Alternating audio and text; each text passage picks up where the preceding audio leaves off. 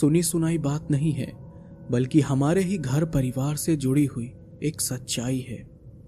आज भी जब मैं गांव जाता हूं तो बुजुर्ग लोग ऐसे लेकर धीरे धीरे बातें करते हैं, लेकिन खुलकर कोई नहीं बोलता।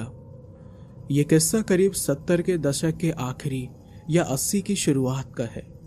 हमारे गांव में उस वक्त ज्यादा रोशनी नहीं होती थी। बिजली तो आई थी, लेकिन एक दो बल्ब झिलमिलाते रहते थे।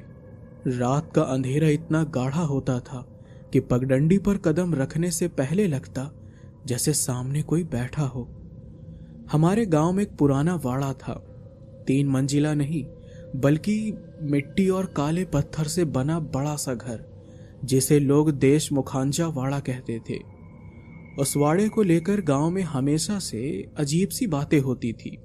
लोग कहते थे, रात को वहां मत जाना, वहां एक औरत आज भी खाना पकाती है।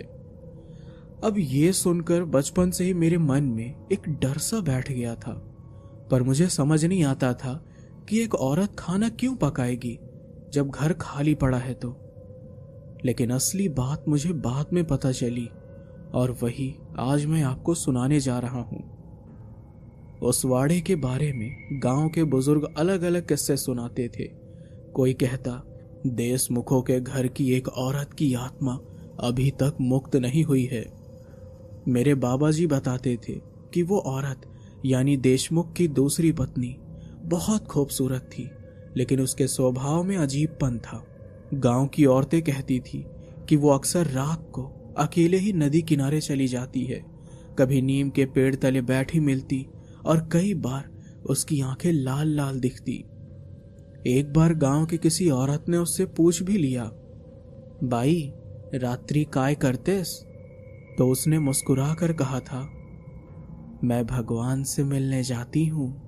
पर गांव वाले भगवान को नहीं, किसी और चीज को ही महसूस करते थे। धीरे धीरे उसके बारे में ये बातें फैल गई कि वो औरत किसी साधना में लगी हुई है, और फिर अचानक उसकी मौत हो गई। और कहते हैं कि एक रात वो अपने ही रसोई घर में आग से झुलस गई। लेकिन अजीब ये था कि जिस चूल्हे से आग लगी थी वो ठंडा पड़ा था, न लकड़ी जली न तेल गिरा, फिर भी उसका शरीर राख बन गया था। गांव के लोग डर गए। उसका दाह संस्कार तो हुआ, लेकिन अगले ही दिन से वाड़े से आवाजें आने लगी। रात को देर से लौटने वाले चरवाहे कहते कि खाना पकने की खुशबू आती है, कभी चम्मच गिरने की आवाज, कभी पायल की खनक। ये सुनकर तो मेरा भी खून जम जाता था, और असली डर तो तब शुरू हुआ जब गांव के कुछ लोग, जिन्होंने रात में उस वाड़े के पास जाने की हिम्मत की, वो सुबह जिंदा लौटे ही नहीं। गांव में सबसे पहले जिस आदमी की मौत हुई उसका नाम था बाला साहेब कदम। वो शराब पीकर अक्सर देर रात लौटता था। लोग उसे कई बार समझाते, बाला साहेब रात को उस वाड़े के पास से मत जाया कर, लेकिन वो हंसकर कहता, भूत प्रेत कुछ नहीं होते, मैं सैनिक रहा हूं, मुझे कोई नहीं डरा सकता। और फिर एक रात वही गलती कर दी उसने। वो शराब के नशे में वाड़े के दरवाजे पर जाकर जोर से चिल्लाया, ए देशमुखिन, जरा अपने पायल की आवाज सुनाकर दिखा मुझे। और अगले दिन सुबह उसका शव गांव के कुएं के पास मिला। चेहरा ऐसा जैसे किसी ने खाल नोच दी हो, आंखें बाहर निकली हुई, और उसकी दोनों हथेलियां जली हुई, जैसे किसी ने जलते हुए कोयले को उसकी हथेली पर रख दिया हो। उसके बाद गांव में दहशत फैल गई। लोगों ने मान लिया कि वाड़े में सचमुच देशमुखिन चुड़ैलिन है। लेकिन असली डर तो तब महसूस हुआ जब गांव में दूसरी मौत हुई। ये मौत एक औरत की थी, सुमित्रा ताई। वो औरत बहुत धार्मिक मानी जाती थी। मंदिर की घंटी बजने से पहले हर रोज सबसे पहले वही जाती थी। लेकिन एक सुबह लोग देखे कि सुमित्रा ताई मंदिर नहीं आई। जब गांव वाले उसके घर गए तो दरवाजा अंदर से खुला था, पर ताई कहीं नहीं थी। कुछ देर बाद उसका शरीर मिला, सीधा देशमुखों के वाड़े की छत पर। कपड़े फटे हुए, बाल खुले और गले पर नीले नीले निशान, जैसे किसी ने रस्सी से खींचा हो। गांव के बुजुर्ग बोले, ये औरत वाड़े के भीतर गई थी, उसने उसे बुलाया था। अब ये सुनकर तो पूरा गांव कांप गया और इसके बाद लोगों ने उस वाड़े के आसपास से गुजरना ही बंद कर दिया। और अब हमारे गांव की हालत ऐसी हो गई थी कि लोग सूर्यास्त होते ही दरवाजे बंद कर देते। कोई बच्चा बाहर रोता तो माँ कहती, चुप हो जा बेटा, वरना देश मुखिन तुझे उठा ले जाएगी। लेकिन डर के बावजूद गांव में 5 लोग ऐसे थे जिन्हें यह सब अंधविश्वास लगता था। उनमें से एक था गणपत काका, जो गांव का सबसे हिम्मती और जिद्दी आदमी माना जाता था। उसने चौपाल में सबके सामने कहा, है भूत प्रेत कुछ नहीं होते, हम लोग साथ चलेंगे और इस वाड़े का सच देखेंगे। उनके साथ और 4 लोग गए, शंकर, नाना, दत्ता और किशन। रात का समय चुना गया। पूर्णिमा की रात, चांदनी हल्की हल्की थी और गांव बिल्कुल खामोश। 5 के हाथ में मशालें थी। जैसे ही वो वाड़े के मुख्य दरवाजे के पास पहुंचे, अचानक हवा का झोंका आया और मशालें कांप गई। दरवाजा अजीब सा आवाज करता हुआ अपने आप खुला। अंदर बिल्कुल अंधेरा और सीलन थी। दीवारों पर पुराने तेल के दीपक लटक रहे थे, जिन पर मोटी मोटी धूल जम चुकी थी। और एक कमरे के कोने में टूटा हुआ झूला पलंग रखा था। गणपत काका बोला, देखो यहाँ कुछ नहीं है, बस पुराना वाड़ा है।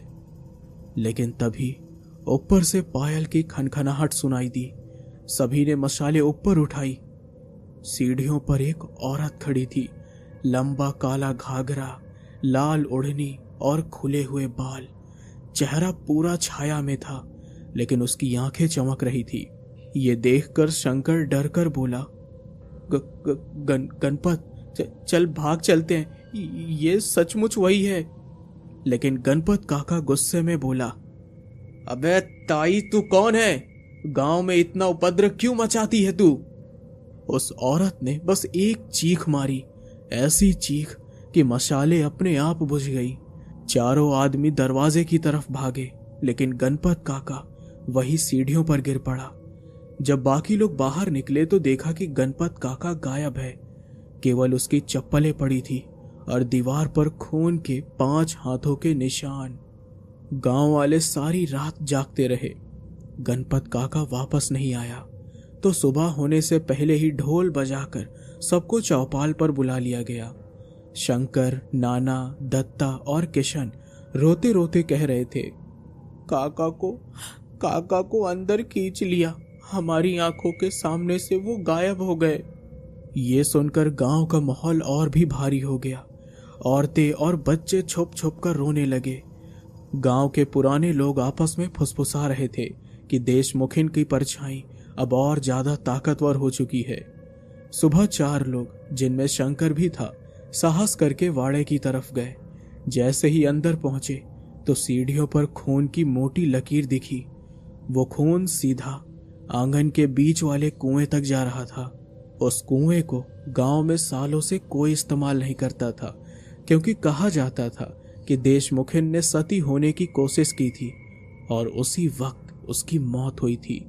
चारों ने जब कुएं में झांक कर देखा तो गणपत काका का शरीर उल्टा लटका हुआ था, पैर ऊपर फंसे थे और चेहरा पानी में डूबा हुआ। लेकिन सबसे डरावनी बात तो ये थी कि काका के गले में उस औरत का कड़ा कसकर घुसा हुआ था और उनके दोनों गालों पर लाल लिपस्टिक जैसे निशान थे, जैसे किसी ने जबरदस्ती चूमा हो। शंकर इतना डर गया कि वहीं बेहोश हो गया। बाकी 3 लोग किसी तरह उसे खींचकर बाहर लाए। गांव के बुजुर्गों ने कहा, ये उसका बदला है, उसे कोई भी मर्द दिखता है तो वो उसे मार देती है। उस दिन के बाद कोई भी आदमी अकेले उस तरफ जाने की हिम्मत नहीं करता था। गांव की औरतें ही दिन में वहां कभी कभार हिम्मत करके जाती, वो भी झुंड में। गांव में लगातार मौतें होने लगी। पहले गणपत काका, फिर 2 चरवाहे। दोनों की लाशें भी उसी पुराने वाड़े में मिली। एक की छाती फटी हुई थी, जैसे किसी ने नाखूनों से नोच लिया हो, और दूसरे के चेहरे पर वही लाल होठों के निशान। गांव का माहौल इतना भयानक हो गया कि लोग रात को दिए बत्ती बुझाकर दरवाजा भीतर से कसकर बंद कर लेते, लेकिन डर फिर भी कम नहीं हुआ। आखिरकार बुजुर्गों ने मिलकर एक तांत्रिक को बुलाया। वो तांत्रिक सतारा के पास किसी जंगल से आया था। लंबी दाढ़ी, गले में नीम की माला और माथे पर राख का बड़ा सा टीका। वो वाड़े के सामने खड़ा होकर बोला, ये साधारण आत्मा नहीं, ये चुड़ैलिन है। उसके गले में फांसी दी गई थी, इसलिए वो गले पर ही हमला करती है। उसके साथ हुआ अन्याय आज भी जिंदा है। अब क्या करना होगा बाबा? तांत्रिक ने कहा कि चुड़ैलिन को शांत करने के लिए मृत आत्मा से बात करना पड़ेगा। रात को सबको बाहर निकाल दिया गया। सिर्फ 5 आदमी और वो तांत्रिक वाड़े के अंदर गए। आंगन में तांत्रिक ने चारों तरफ राख की रेखा बनाई और बीच में एक मिट्टी का दिया जलाया। फिर मंत्र पढ़ते हुए बोला, अगर तू यहां है तो दर्शन दे, अपना क्रोध खत्म कर। जैसे ही तांत्रिक ने यह बोला, दिया तेजी से हिलने लगा। हवा बिल्कुल नहीं थी, लेकिन दिए की लौ इतनी उठी कि जैसे जलकर फट जाएगी। अचानक कुएं से एक औरत की चीख निकली, इतनी डरावनी चीख कि गांव के आधे लोग जो बाहर खड़े थे सीधे जमीन पर गिर गए। और उसी वक्त वाड़े की सीढ़ियों पर वो दिखी, लंबी काली साड़ी में, बिल्कुल उलझे हुए बाल और गले पर गहरा नीला निशान। उसकी आंखें इतनी लाल थी जैसे अंगारे जल रहे हो। वो धीरे धीरे तांत्रिक की तरफ बढ़ी और जैसे ही उसके पास पहुंची, वो चुड़ैलिन जब तांत्रिक के सामने आई तो उसकी आंखें खून की तरह लाल थी और गले से अजीब सी खरखराहट की आवाज निकल रही थी। गांव के बाकी लोग डर के मारे कांप रहे थे, लेकिन तांत्रिक जमीन पर डटा रहा। उसने मुट्ठी भर राख उठाई और मंत्र पढ़ते हुए उसकी तरफ फेंकी। जैसे ही राख उसके शरीर को छुई, पूरा आंगन बारूद की तरह फट पड़ा। वो औरत चीखी, मेरा खून मुझे वापस दो, मेरा जीवन छीन लिया गया है। तांत्रिक समझ गया कि उसके साथ अन्याय हुआ था। वो बोला, तेरा गला किसने दबाया, बता मुझे। वो औरत जमीन पर गिरते गिरते बोली, मेरे पति ने सबके सामने मुझे फांसी दे दी क्योंकि मैं मां नहीं बन सकी। ये सुनकर सबका खून जम गया। गांव के बूढ़े कांपते हुए बोले, अरे ये सच है, ये वाड़ा उसी का घर था। यानी वो औरत इस गांव की ही बहू थी और उसके अपने पति ने ही बांझ होने के कारण उसे फांसी पर लटका दिया था। तांत्रिक ने जोर से मंत्र पढ़ा और बोला, अगर तुझे शांति चाहिए तो तेरा सत्य सबके सामने उजागर हो, फिर तू मुक्त हो जाएगी। वो औरत अचानक इतनी तेज चीखी कि पूरा वाड़ा हिल गया। दिया अपने आप बुझ गया और कसम से उस चीख के बाद वहां सिर्फ गले में रस्सी झूलती हुई दिखाई दी, लेकिन वो औरत गायब हो गई। गांव वालों का मानना है कि उस रात के बाद चुड़ैलिन ने किसी पर हमला नहीं किया, लेकिन वाड़ा आज भी सूना पड़ा है। लोग कहते हैं कि अगर कोई औरत रात को उस वाड़े के सामने से गुजर जाए तो अब भी रस्सी की चरमराहट और औरत की हल्की सिसकियां सुनाई देती है। उस रात के बाद गांव में किसी ने भी उस वाड़े का रुख नहीं किया। लोग कहते हैं जहां उस औरत की चीख सुनाई देती है वहां तो भगवान भी नहीं जाता। सुबह जब सूरज निकला तो गांव के लोग चौपाल पर इकट्ठा हुए। सबके चेहरे सफेद पड़े थे। किसी को भरोसा नहीं हो रहा था कि इतने सालों से जिसे चुड़ैलिन कहकर सब गांव वाले डर रहे थे, वो दरअसल एक बेबस औरत थी जिसे अपने ही पति ने मार डाला था। तांत्रिक ने जाते जाते कहा, ये आत्मा बदला नहीं लेगी, लेकिन ये वाड़ा कभी भी पवित्र नहीं हो सकता। और फिर उस दिन के बाद से गांव के लोग उस जगह को भूला हुआ वाड़ा कहने लगे। वहां से कोई अकेला नहीं गुजरता। शादी ब्याह के जुलूस, त्योहारों के ड्रम या रात की बारात सब दूसरी गली से ले जाई जाती है। और सबसे डरावनी बात तो ये है कि आज भी पूर्णिमा की रात अगर कोई उस वाड़े के पास से गुजरे तो हवा अचानक भारी हो जाती है। पेड़ों के पत्ते हिलते भी नहीं, लेकिन कानों में फुसफुसाहट गूंजती है। आजा, मेरे पास आजा, आजा ना। मैं कसम से बता रहा हूं, ये बात मुझे मेरे ननिहाल पुणे जिले में इंदापुर में सुनाई गई थी। वहां के बुजुर्ग आज भी कहते हैं कि यह वाड़ा शापित है और लोग आज भी बच्चों को रात में डराने के लिए कहते हैं, रात को देर से बाहर मत जाना वरना वाड़े की औरत तुझे बुला लेगी। मेरा नाम पवन है। ये घटना कोई बनी बनाई कहानी नहीं, बल्कि हमारे गांव की असली सच्चाई है। गांव का नाम है पिरंगुट। पुणे से ज्यादा दूर नहीं, पर जो डर यहाँ की गलियों और वाड़ों में है वो शायद शहर का कोई आदमी समझ भी ना पाए। ये बात उन दिनों की है जब मैं हर साल बरसात के बाद गांव जाता था। खेतों में धान की खुशबू, मिट्टी की भीनी भीनी गंध और रात को गांव की चौपाल पर बुजुर्गों की बातें, यही सब मुझे खींच लाता था। लेकिन उसी चौपाल पर पहली बार मैंने एक नाम सुना, रंधोरीन। बूढ़े लोग धीरे धीरे ये नाम लेते थे और जैसे ही जिक्र होता औरतें बच्चों को अंदर खींच लेती। चेहरों पर खामोशी छा जाती, जैसे किसी ने जहर घोल दिया हो हवा में। मैंने हंसते हुए पूछा भी, अरे ये रंधोरीन आखिर है कौन? पर किसी ने सीधा जवाब नहीं दिया, बस इतना कहा, बाबू रात को उस तरफ मत निकलना, चाहे कुछ भी हो। उस रात चौपाल से घर लौटते वक्त मुझे पहली बार एहसास हुआ कि इस गांव में सचमुच कुछ है, कुछ ऐसा जिसके नाम से ही लोग डरते हैं। गांव की औरतें जब रंधोरीन का नाम सुनती तो तुरंत कान पकड़ लेती और बच्चों को डांट कर घर के अंदर ढकेल देती।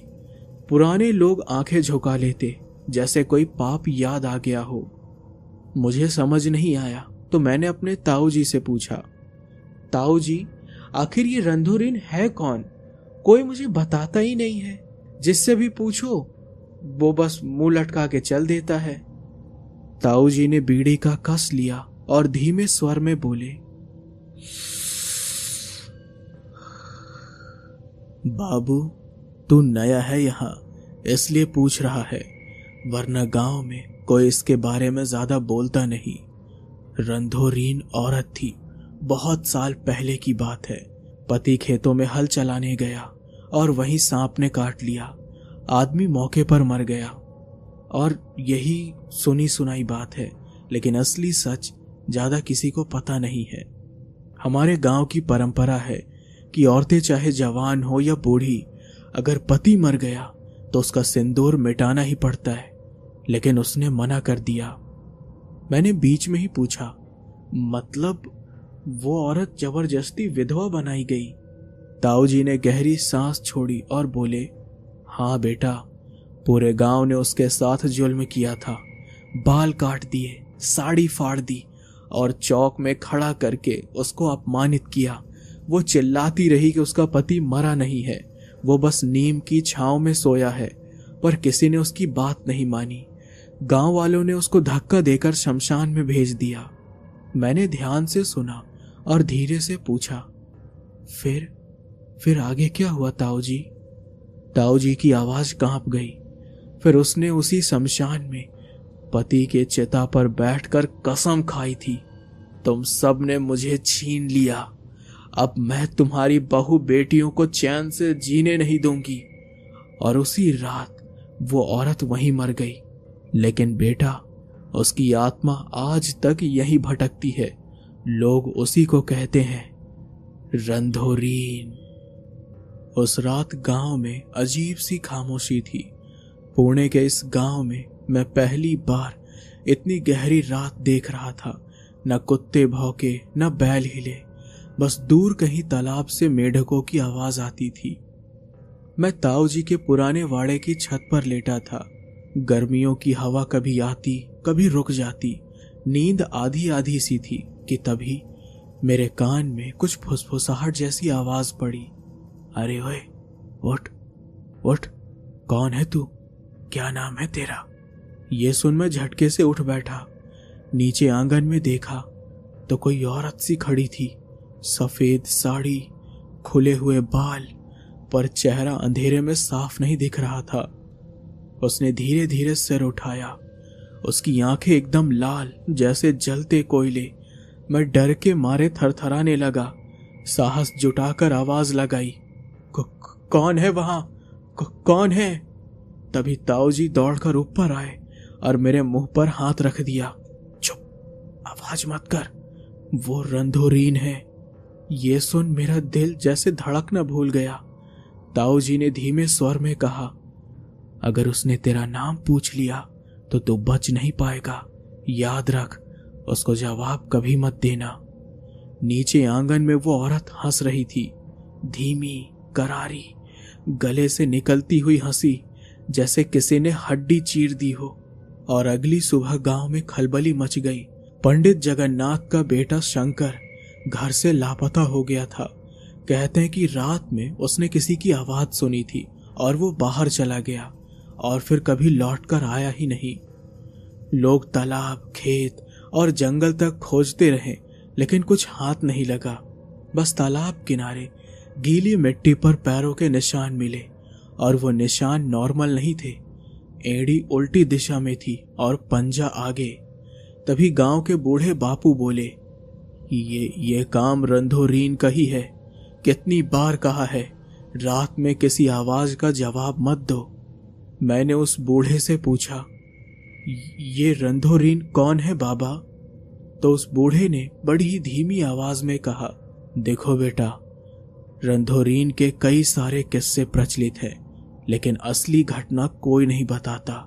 लेकिन आज मैं तुम्हें बताता हूं। ये इस गांव की ही औरत थी। सालों पहले उसका पति उसे तंत्र मंत्र के लिए बलि चढ़ाना चाहता था। लोगों ने उसे बचाने के बजाय बांधकर छोड़ दिया। वो जलती हुई लौ में जल गई और उसी रात उसने कसम खाई, हर चौथी रात मैं इस गांव से एक लड़का अपने साथ ले जाऊंगी। लेकिन गांव वाले इस रंधोरीन के कई सारे अलग अलग किस्से बताते हैं, जैसे कि कभी उसके पति को सांप ने काट लिया, तो फला फला कहानियां सुनाते रहते हैं। और तब से यही सिलसिला चलता आ रहा है। गांव वाले छुपाते हैं, लेकिन बेटा यही सच्चाई है। ये सुन मेरे रोंगटे खड़े हो गए। मतलब शंकर को उसने। तभी इसी बीच तालाब से एक औरत की चीख सुनाई दी। सारे गांव वाले भागकर पहुंचे। पानी में शंकर की लाश तैर रही थी। चेहरा पूरी तरह सिकुड़ा हुआ था, जैसे किसी ने उसका खून चूस लिया हो। यह देख पूरी भीड़ डर के मारे सन्न रह गई। और उसी भीड़ के बीच मैंने साफ साफ सुना वो हंसी, वही खौफनाक हंसी, लेकिन इस बार वो तालाब के बीच से आ रही थी। शंकर की मौत के बाद गांव में जैसे मातम सा छा गया। औरतें बच्चों को गोद में लेकर रोने लगी। मर्द गुस्से में तालाब किनारे इकट्ठा हो गए। वो बूढ़े बाबा कांपते हुए बोले, अगर रंधोरीन को नहीं रोका गया तो अगली चौथी रात किसी और लड़के की बारी होगी। और तभी गांव के पटेल ने फैसला सुनाया, आज रात सब मर्द चौपाल पर जागेंगे। जिस भी कोने से आवाज आएगी हम डंडा लेकर वहीं दौड़ेंगे और अब किसी को मरने नहीं देंगे। धीरे धीरे रात गहराई। चौपाल पर लालटेन टिमटिमाने लगे। मैं, ताऊजी और बाकी गांव वाले बैठे थे। चारों ओर सन्नाटा, जैसे पूरा जंगल सांस रोक कर बैठा हो। करीब आधी रात को अचानक बांस के झुरमुट से एक औरत की कराह की आवाज आई। आवाज इतनी दर्दनाक थी कि कुछ आदमी उठकर उसी तरफ दौड़ने लगे। तभी वो बूढ़े बाबा चिल्लाए, अरे रुको बेवकूफो, यही तो उसका जाल है। वो किसी की बीवी, किसी की माँ की आवाज में पुकारती है ताकि वो आदमी उसके पीछे जाए। ये सुन सब डर के मारे वहीं पर रुक गए। वो दर्द भरी कराहट अब बदल कर रोने की आवाज बन चुकी थी, जैसे कोई औरत अपने बेटे को पुकार रही हो।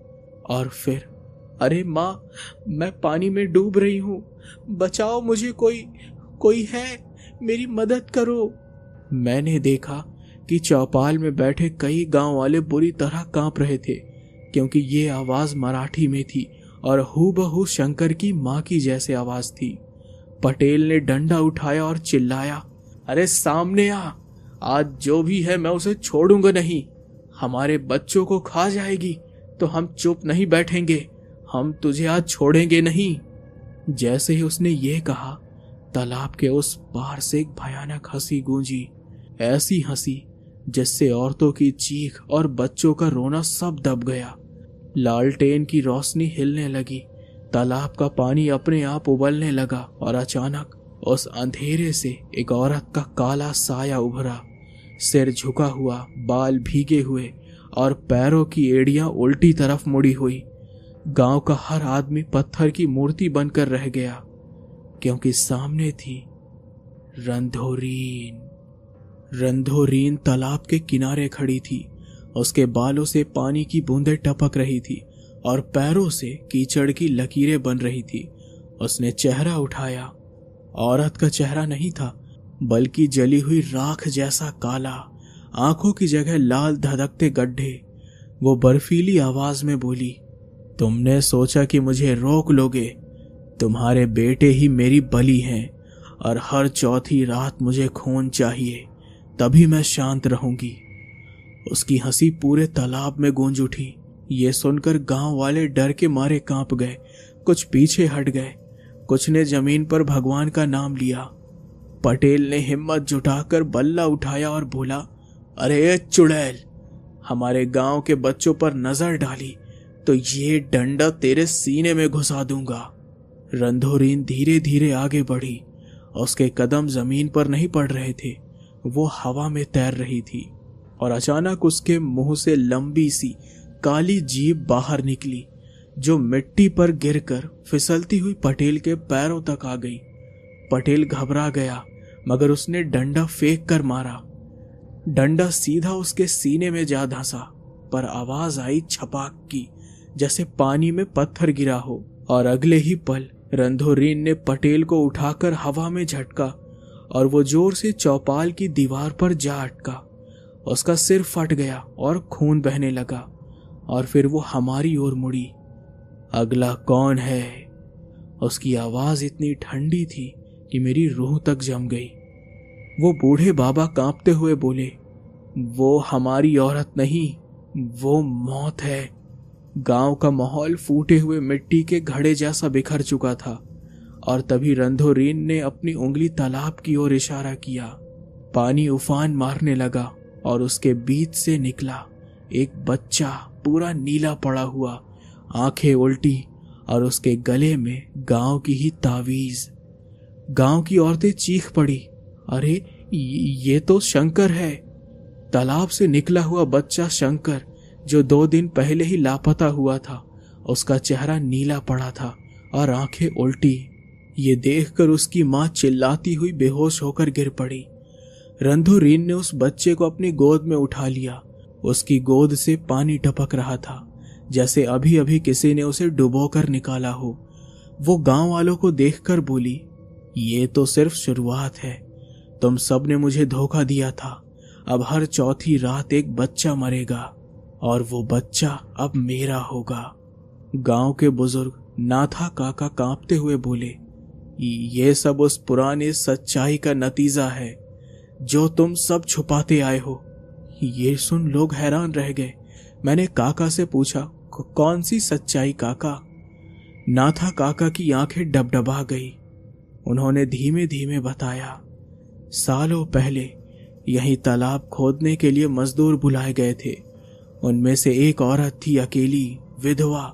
लोग उसे रंधोरीन कहते थे। वो औरत पेट से थी, लेकिन गांव वालों ने उस पर गलत इल्जाम लगाकर उसे यही तालाब में ढकेल दिया था।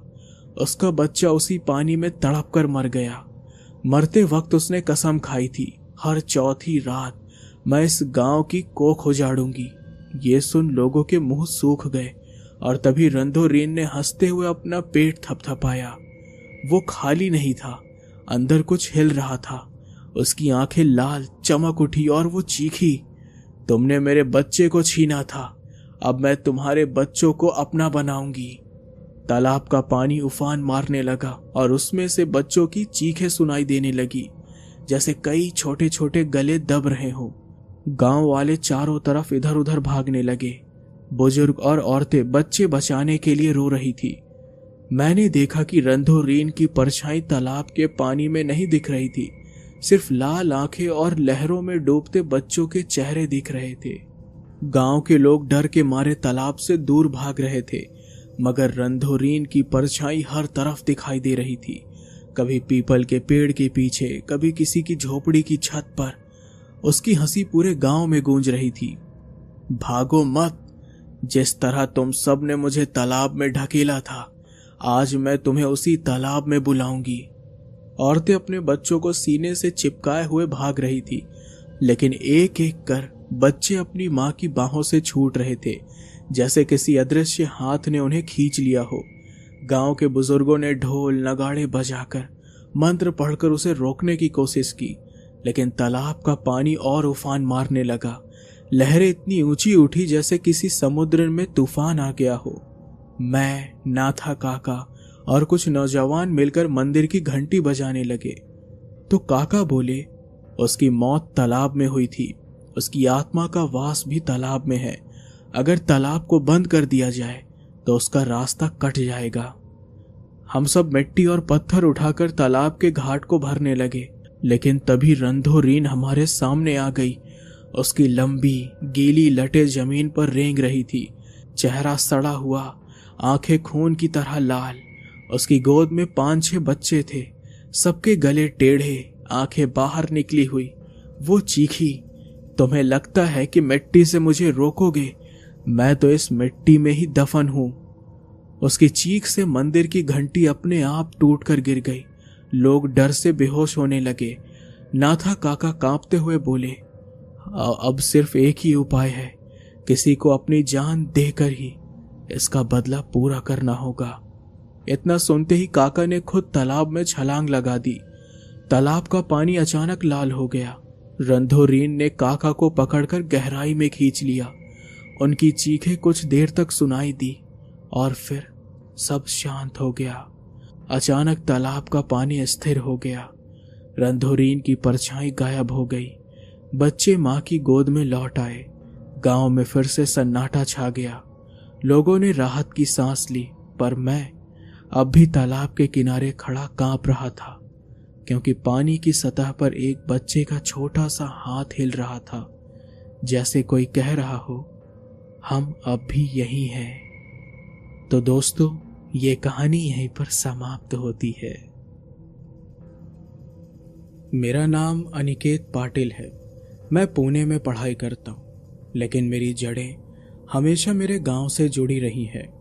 कोलथारे, ये गांव महाराष्ट्र के रायगढ़ जिले के समुद्री किनारे पर बसा हुआ है। गांव छोटा है, पर इसका अतीत अजीब और रहस्यमयी है। मैं पिछले साल दशहरा के समय गांव गया था। वहां मेरी मुलाकात मेरे दूर के मामा गजानन मामा से हुई। उनका चेहरा देखते ही मुझे याद आया, बचपन में जब मैं गांव आता था तो वो मुझे डरावनी कहानियां सुनाते थे, पर तब मैं आधा सुनते सुनते ही सो जाता था। इस बार मामा ने कहा, तू तो बड़ा हो गया है अनिकेत, अब तुझसे एक ऐसी बात कहूंगा ना बेटा, जो बच्चों को नहीं सुनाते हैं। हम चौपाल पर बैठे थे। हवा में समुद्र की नमी थी, लेकिन एक अजीब सी घुटन भी महसूस हो रही थी। मामा ने बिना भूमिका बांधे सीधा बोल दिया, ये कोलथारे एक खेल का गांव है। मैं हंस पड़ा। खेल? क्या मामा? मामा ने मेरी आंखों में झांकते हुए कहा, बेटा ये मजाक नहीं है, इसे भुताचा खेल कहते हैं। यह सुन मैं चुप हो गया। उनका चेहरा गंभीर था। मामा ने आगे कहा, हमारे गांव में एक खेल खेला जाता था। रात को अमावस के दिन जो इसे खेलता वो सुबह तक जिंदा भी रह सकता था और नहीं भी। मेरी रीढ़ में सिहरन दौड़ गई। मामा ने मेरी तरफ झुकते हुए फुसफुसा कर कहा, ये खेल तू समझेगा नहीं, ये खेल तू देखेगा। उस वक्त मुझे नहीं पता था कि मैं सच में उस खेल को देखने वाला हूं और शायद उसमें फंस भी जाऊं। गजानन मामा ने अपनी बीड़ी का लंबा कस लिया, फिर एकदम धीरे स्वर में बोले,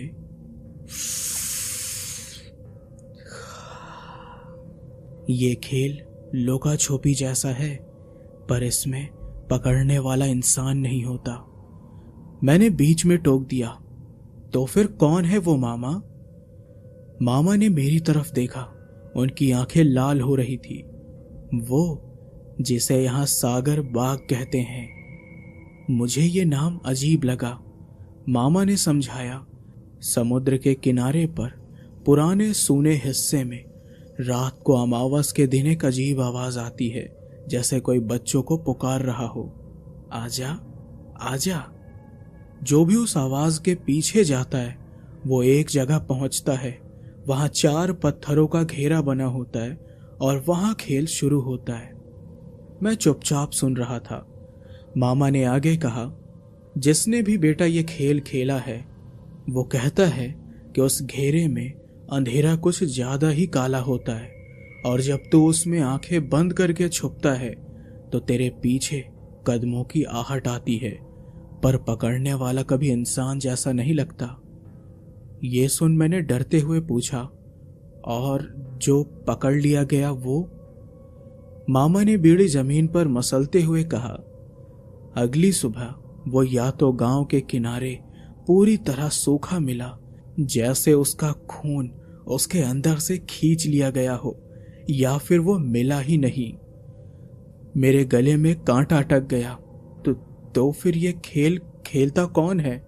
मामा ने कड़वी हंसी हंसते हुए कहा, मूर्ख, लालची या जिज्ञासु। इतना कहकर वो उठ गए और बोले, परसों अमावस है अनिकेत, अगर हिम्मत हो तो तू भी देख लेना।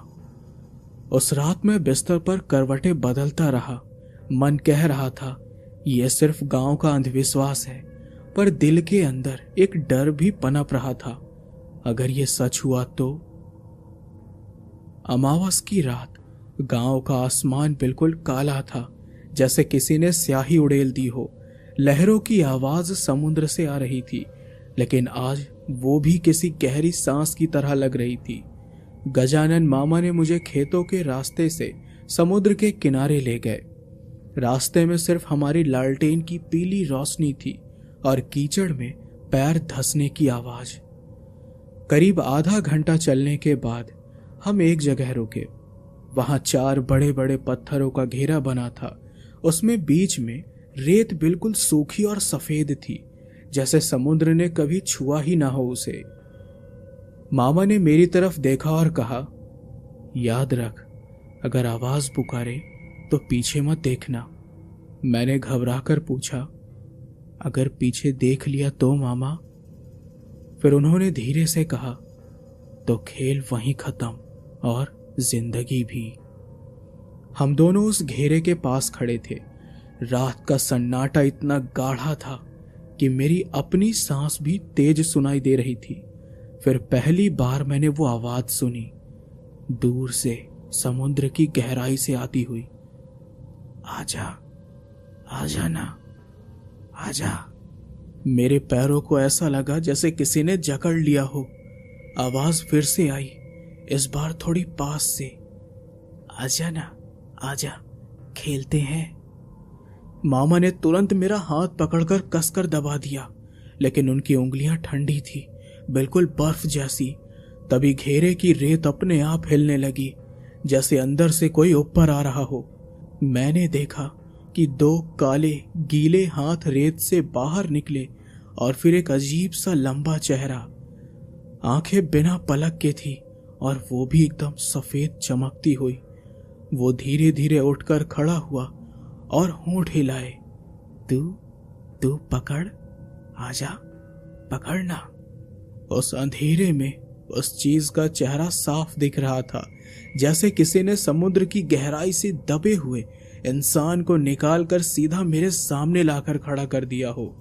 उसकी त्वचा झुर्रीदार और नीली पड़ चुकी थी, जैसे सालों से पानी में गल रही हो। गजानन मामा ने मेरी पीठ पर हाथ रखा और फुसफुसाए, दौड़ना मत, बस देखता रह। लेकिन कैसे न दौड़ता। वो सागर वाघ धीरे धीरे मेरी तरफ बढ़ रहा था। हर कदम के साथ उसके पैरों से पानी टपक रहा था और रेत में जहां वो खड़ा होता वहां गहरे गड्ढे बन जाते और बिल्कुल अजीब सी आवाज उसके मुंह से आ रही थी। और अचानक उसने हाथ पकड़कर रेत में एक रेखा खींची और बोला, ये मेरी सरहद है, इस पारा फिर खेल शुरू होगा। उसकी आवाज वो इंसानी नहीं थी, जैसे लहरों की गरज और किसी डूबते आदमी की हाफ एक साथ सुनाई दे रही थी। मामा ने मेरे कान के पास आकर कहा, अगर तूने रेखा पार की तो ये तुझे वापस समुद्र में ले जाएगा और फिर कभी नहीं छोड़ेगा।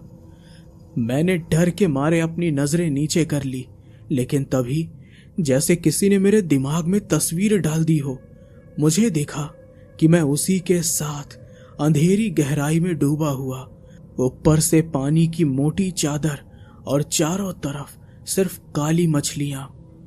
उसने फिर कहा, आजा आजा ना, सिर्फ एक खेल, बस पकड़म पकड़ाई। उसके होंठ मुस्कुराने की कोशिश कर रहे थे, लेकिन वो मुस्कान इंसानी नहीं, किसी शिकारी जानवर जैसी थी।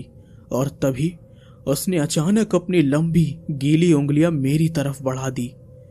उसकी गीली ठंडी उंगलियां मेरी कलाई को छू ही रही थी कि गजानन मामा ने जोर से मेरा हाथ खींच लिया। अरे भाग रे, जल्दी भाग। उनकी आवाज जैसे किसी के गले से फटी हुई चीख जैसी हो। हम रेत पर पागलों की तरह बस भाग रहे थे। पीछे से पानी के छींटों की तेज आवाज आ रही थी, जैसे कोई हमारे पीछे दौड़ते हुए समुद्र को भी साथ खींच लाया हो।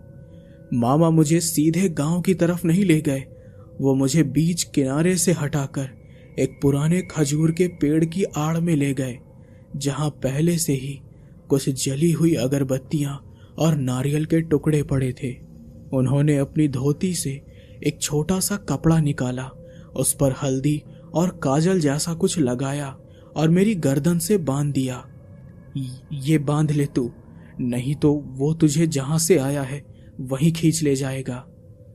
जब मैंने पीछे देखा तो वो सागर वाघ अब रेत के किनारे पर खड़ा था। समुद्र की लहरें उसकी कमर तक आ रही थी, लेकिन वो हिला नहीं, बस हमें देख रहा था बिना पलक झपकाए। उसने हाथ उठाकर एक अजीब इशारा किया और फिर जैसे कोई अदृश्य धागा टूट गया हो, वो धीरे धीरे पीछे हटते हुए समुद्र में चला गया। पानी में समाने से पहले उसकी आवाज आई, तू तो बच गया, लेकिन तेरी छाया अब मेरी है। उसके बाद कई दिनों तक मैं सोते सोते चौंक कर उठ जाता। खिड़की के बाहर मुझे हमेशा गीले पैरों के निशान दिखाई देते, सीधे मेरे दरवाजे तक आते हुए और वहां पर आकर खत्म हो जाते। कोलथारे गांव में पुराने लोगों का मानना है कि जैसे सागर वाघ एक बार देख ले, वो जिंदगी भर किनारे से दूर नहीं रह सकता, क्योंकि उसकी छाया हमेशा लहरों में तैरती रहती है।